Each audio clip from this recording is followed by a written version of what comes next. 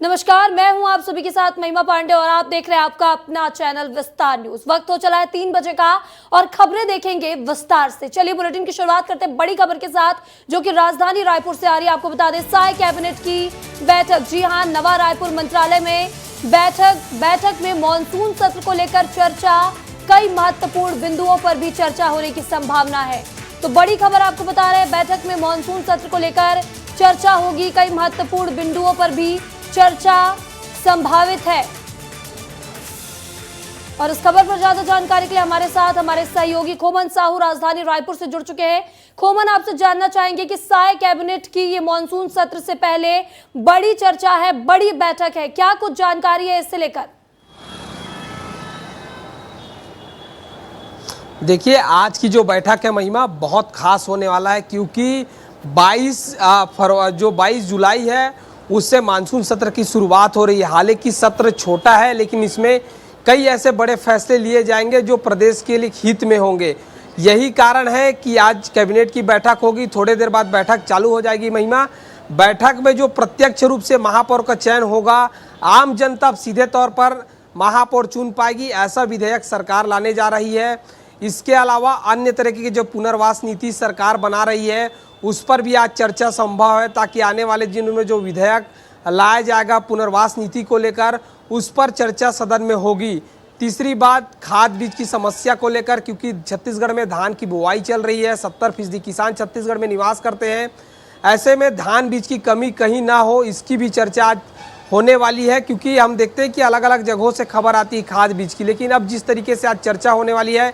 तीसरी बड़ी बात अगर की जाए तो छत्तीसगढ़ में बहुत कम वर्षा हो रही है, 30% कम वर्षा हुई है। सरकार चिंतित है, किसान चिंतित है, आम जनता गर्मी से चिंतित है। तो कहीं ना कहीं इस पर भी चर्चा संभव है कि बारिश अगर नहीं हो रही है तो वैकल्पिक तौर पर क्या कुछ किया जाना चाहिए। तो कई ऐसे महत्वपूर्ण बिंदु है जिस पर और भी चर्चा होने वाली है, लेकिन खासकर जो मानसून सत्र है उस पर आज चर्चा होने वाली है। महिमा, बिल्कुल बिल्कुल खोमन, जिस तरह से अभी सीएम शायद दिल्ली से लौटे हैं और कई केंद्रीय मंत्री से उनकी मुलाकात हुई है, तो ये भी जानना चाहेंगे कि क्या उसकी भी जानकारी आप मंत्रियों को देंगे, मंत्रियों से उसे लेकर भी वो राय लेने वाले हैं यहाँ पर?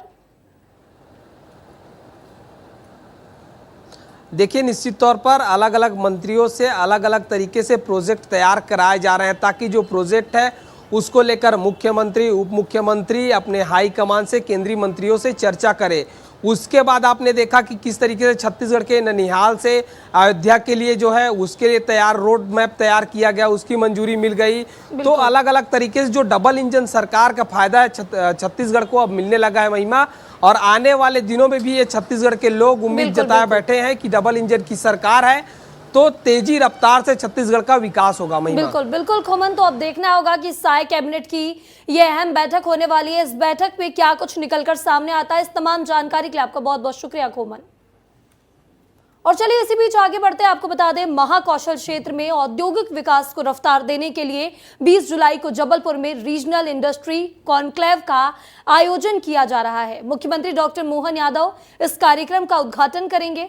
बता दें, जबलपुर के Netaji Subhash Chandra Bose culture and information यहाँ पर सेंटर में आयोजित होने वाले इस कॉन्क्लेव में 3,500 से ज्यादा इन्वेस्टर शामिल होने जा रहे हैं, जिसमें मध्य प्रदेश नहीं बल्कि पूरे देश से दूसरे राज्यों और विदेश के भी इन्वेस्टर शामिल होंगे।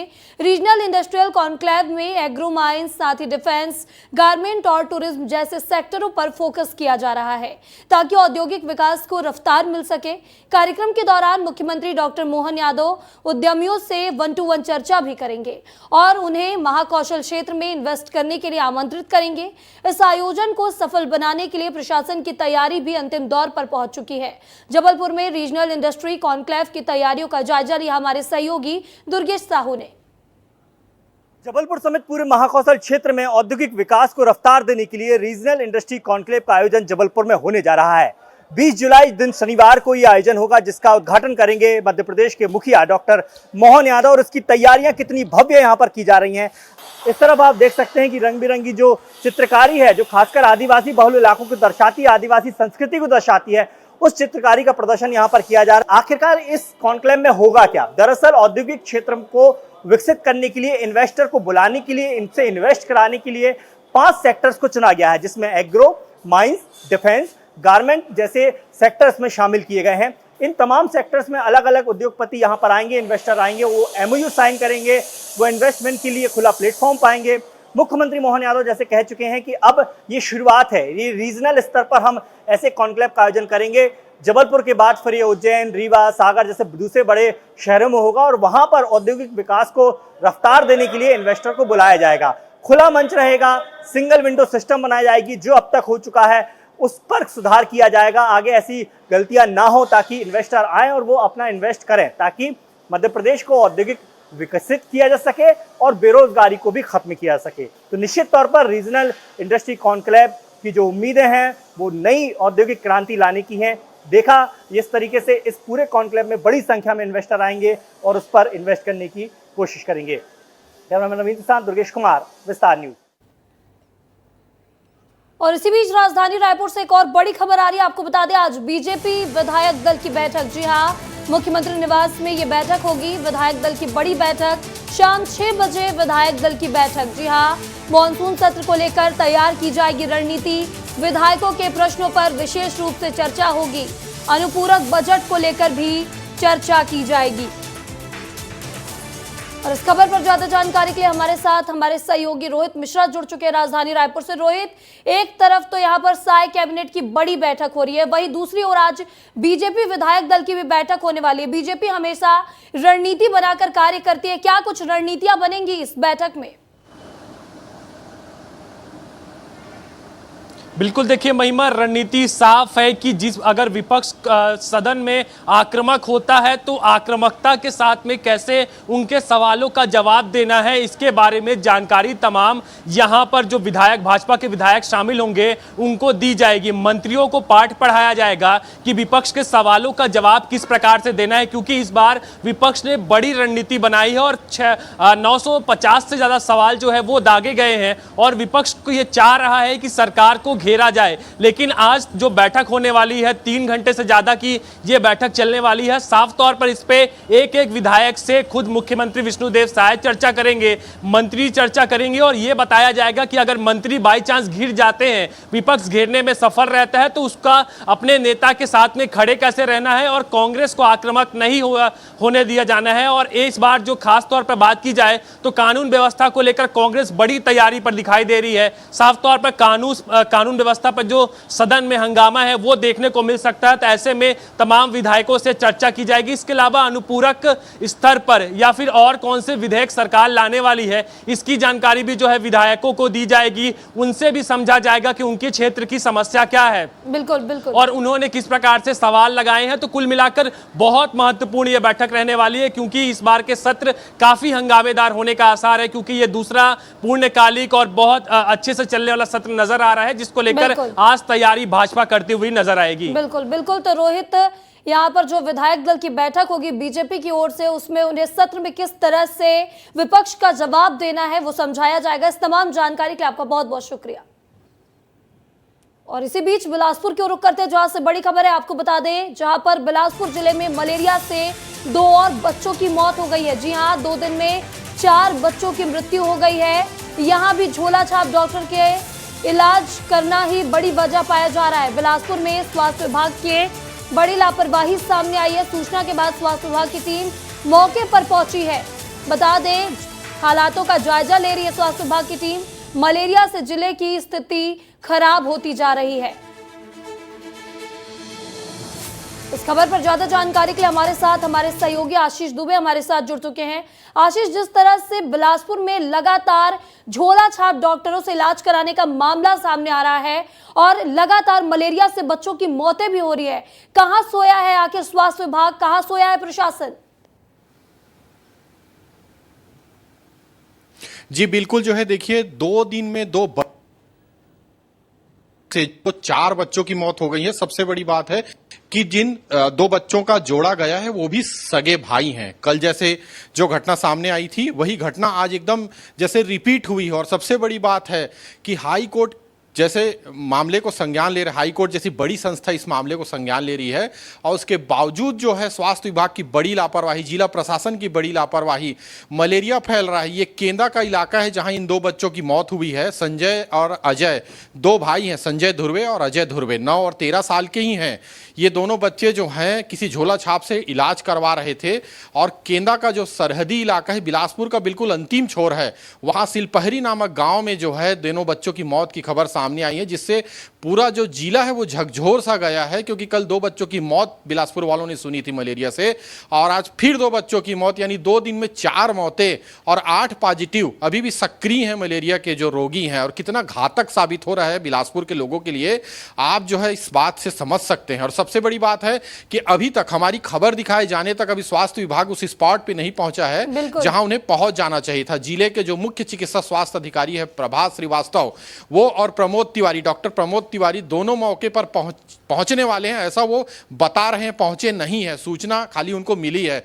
और सबसे बड़ी बात यह है कि एक सफाई भी देते नजर आ रहे हैं जो स्वास्थ्य विभाग के मुखिया हैं डॉक्टर प्रभास श्रीवास्तव, कि इनका इलाज जो है कोरबा में चल रहा था। तो आखिर जो है कोरबा में चले, बिलासपुर में चले या मुंगेलिया रायगढ़ कहीं भी चले, आखिर इन झोला छाप डॉक्टर की को बिल्कुल बिल्कुल बिल्कुल बिल्कुल आशीष, तो अब देखना होगा कि आगे स्वास्थ्य विभाग आखिर कब तक जागता है। 4 बच्चों की मौत एक बड़ा मामला है मलेरिया से। इस तमाम जानकारी के लिए आपका बहुत बहुत शुक्रिया। और चलिए आगे बढ़ते हैं, आपको बता दें आने वाले कुछ महीने में छत्तीसगढ़ में नगरीय निकाय चुनाव और पंचायती चुनाव होने वाले हैं। विधानसभा और लोकसभा में मिली हार के बाद कांग्रेस आने वाले चुनावों में अच्छा प्रदर्शन करने की तैयारी में जुट गई है। इसलिए अब कांग्रेस के अंदर कार्यकर्ताओं को सक्रिय करने की शुरुआत कर दी है। आपको बता दें एक तरफ भाजपा के नेता नगरीय निकाय और पंचायत चुनाव जीतकर 4 इंजन वाली सरकार बनाने का दावा कर रहे हैं, तो वहीं कांग्रेस पर आगामी चुनावों में अच्छा प्रदर्शन करने का दबाव बना हुआ है। धरना प्रदर्शन और घेराव के जरिए कांग्रेस अपने कैडर को सक्रिय करने में जुट गई है। इसी सिलसिले में पीसीसी चीफ दीपक बैज ने जगदलपुर शहर में ग्रामीण इलाकों के पदाधिकारियों और कार्यकर्ताओं की बैठक ली है। प्रदेश की बिगड़ती कानून व्यवस्था, लचर कानून व्यवस्था को लेकर राज्य सरकार के खिलाफ में जंगी प्रदर्शन, विधानसभा घेराव का ऐलान किया गया है छत्तीसगढ़ प्रदेश कांग्रेस के द्वारा, और उसकी तैयारियों को लेकर तमाम वरिष्ठ नेताओं के साथ चर्चा हुई है। तो निश्चित रूप से तैयारियां हमारी पूरी तरह से तैयारियां है, और 24 तारीख को विधानसभा घेराव ऐतिहासिक घेराव रहेगा और सरकार की विफलताओं को हम जनता तक ले जाएंगे। और इसी बीच बड़ी खबर की ओर रुख करते हैं जो कि जशपुर से आ रही है। आपको बता दें जंगल के ग्रामीण का हाथियों से अचानक सामना हो गया। हाथियों से बचने पेड़ पर चढ़ा ग्रामीण, 3 घंटे तक पेड़ पर चढ़ा रहा ग्रामीण। फोन पर सूचना देने के बाद वन अमले ने पहुंचकर हाथियों को भगाकर पेड़ से ग्रामीण को उतारा है। सबकरा वन परिक्षेत्र के बनगांव का मामला बताया जा रहा है। आपको बता दें लगातार जशपुर जिले में जो हाथियों का आतंक है, उत्पात है, वो जारी है। और इसी बीच जो जंगल गया हुआ ग्रामीण था, अचानक उसका सामना हाथियों से हो जाता है।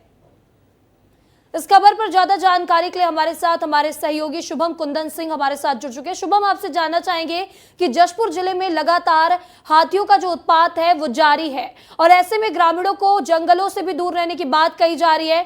वन अमला लगातार हाथियों को भगाने का भी प्रयास कर रहा है, लेकिन कोई भी यहाँ पर काम कारगर साबित नहीं हो रहा है उनका, जो वो काम कर रहे हैं। ऐसे में क्या कुछ जानकारी है? जी महिमा, मैं आपको बताऊं कि हाथियों का आतंक लगातार जशपुर में जारी है। आज सुबह ही एक महिला की हाथी के कुचलने से मौत हुई, वहीं एक ग्रामीण गंभीर रूप से घायल हो गया। ये जो वीडियो आया है, एक ग्रामीण है जो जंगल गया होता है, उसका सामना अचानक हाथियों से हो जाता है और वो हाथियों को देखकर आनंद फानंद में एक बड़े पेड़ पर चढ़ जाता है। और पेड़ पर चढ़ के ये जो वीडियो है उसी ग्रामीण ने अपने फोन से बनाया है और उसने फिर वन अमले को इसकी सूचना दी। वन अमला जो है जशपुर का लगातार प्रयास कर रहा है, ग्रामीणों को समझाने की कोशिश कर रहा है कि किसी भी तरह जंगलों जाने से बचे, लेकिन ग्रामीण जंगली मशरूम की वजह से जंगलों की ओर खींचे चले जा रहे हैं। बहरहाल इसमें देखना होगा कि ग्रामीण कब समझते हैं वन अमले की बात को। बिल्कुल बिल्कुल शुभम, इस तमाम जानकारी के लिए आपका बहुत बहुत शुक्रिया। और चलिए आगे बढ़ते हैं, आपको बता दें छात्रा के गर्भवती और गर्भपात मामले में कांकेर में राष्ट्रीय बाल संरक्षण आयोग की 3 सदस्यीय टीम छोटे बेटिया से लौटी है। बता दें पीड़ित छात्र से ये टीम नहीं मिल पाई, परिजनों और ग्रामीणों ने मिलने नहीं दिया है। टीम की लीडर प्रीति भारद्वाज का बयान, बेहद बदतर हालत में रह रही है लड़की। आश्रम की बच्चियां रिपोर्ट आयोग के अध्यक्ष को सौंपी जाएगी। और इस खबर पर ज्यादा जानकारी के लिए हमारे साथ हमारे सहयोगी तामेश्वर सिन्हा हमारे साथ जुड़ चुके हैं।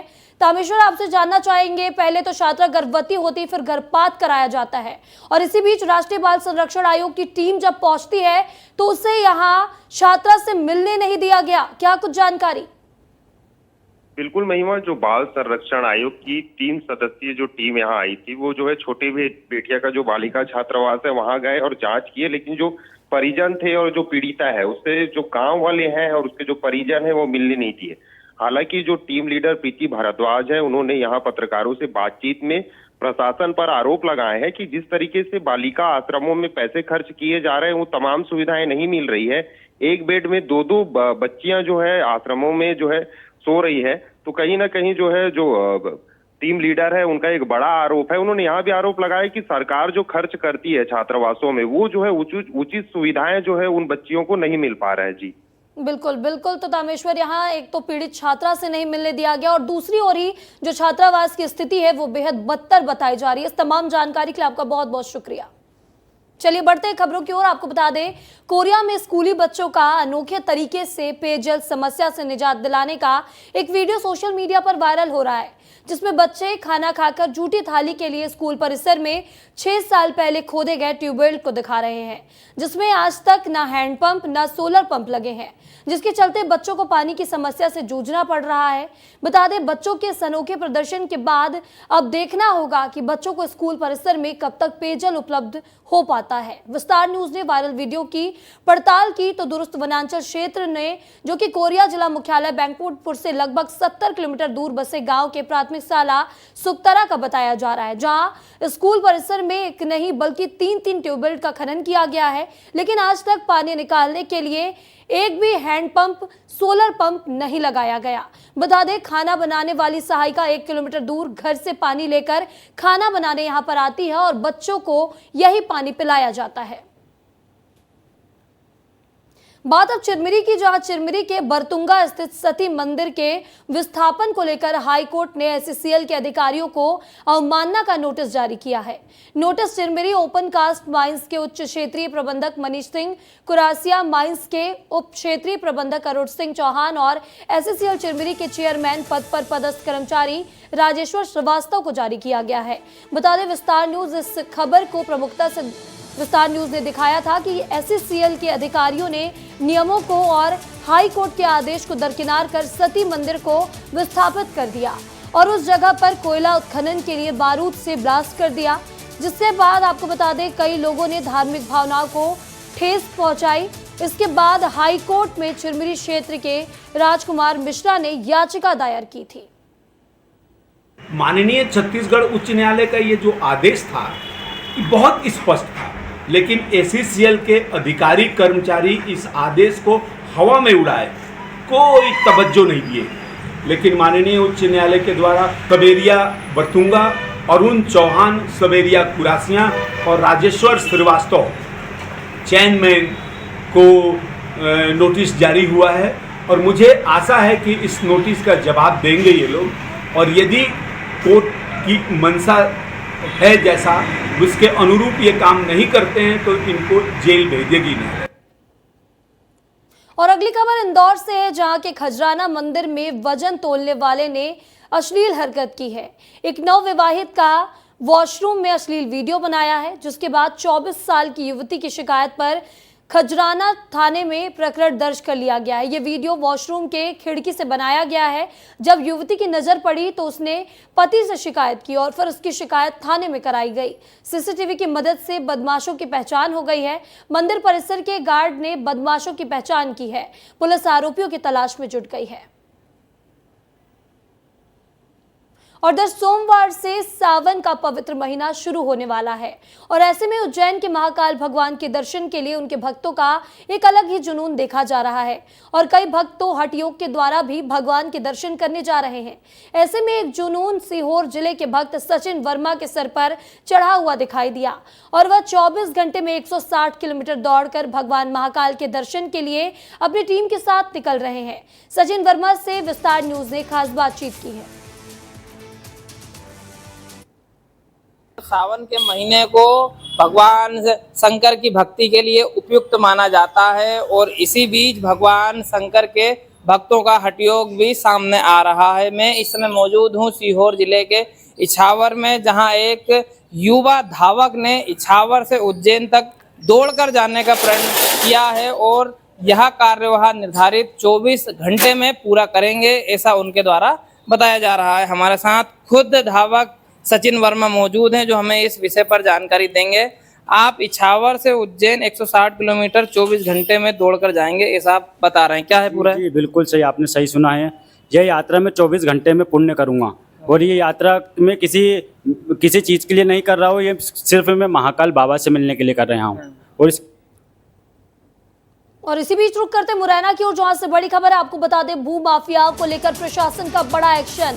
माफियाओं के खिलाफ जौरा एसडीएम का चला बुलडोजर। मंदिर की जमीन पर अतिक्रमण कर बने मकान और दुकानों को जमींदोज कर दिया गया है।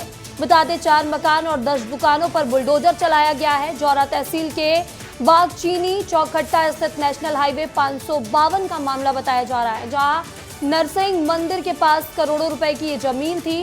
बिना अनुमति के भूमाफियाओं ने जमीन पर अवैध तरीके से कब्जा कर लिया था और मकान और दुकान का निर्माण किया था। हाई कोर्ट के आदेश पर यह पूरी कार्रवाई की गई है। इस खबर पर ज्यादा जानकारी के लिए हमारे साथ हमारे सहयोगी मनोज उपाध्याय जुड़ चुके हैं। मनोज, आपसे जानना चाहेंगे, जिस तरह से बिना अनुमति के भूमाफिया कब्जा करते नजर आ रहे थे और अब उन पर बुलडोजर चला है प्रशासन का, क्या कुछ जानकारी है?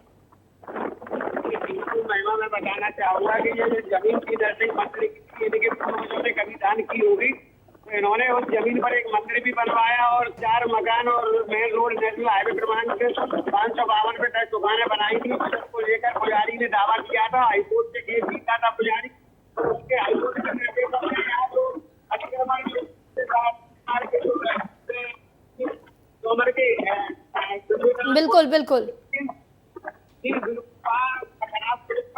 बिल्कुल बिल्कुल मनोज, तो जिस तरह से हाई कोर्ट के आदेश मिले थे और उसके बाद लगातार कार्रवाई की जा रही है, इस तमाम जानकारी के लिए आपका बहुत बहुत शुक्रिया।